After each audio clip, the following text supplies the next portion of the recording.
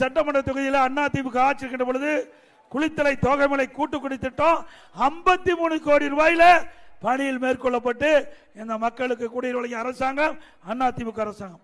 குளித்தலை பகுதியில் ரூ. 5 கோடி மதிப்பீட்டில் 40 படுக்கை வசதி கூடிய மருத்துவ கட்டிடம் துவங்கப்பட்டு 1 கோடி மதிப்பீட்டில் சிடி ஸ்கேன் மையம் மற்றும் 15 லட்சம் ரூபாய் மதிப்பீட்டில் சித்த மருத்துவ கட்டிடம் அமைக்கப்பட்டது.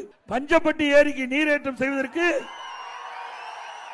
உங்களுடைய கோரிக்கை ஏற்று அறிவிச்சாளர் திரு விஜயபாஸ்கர் அவர்கள் என்னிடத்தில் சந்தித்து தெரிஞ்சார்.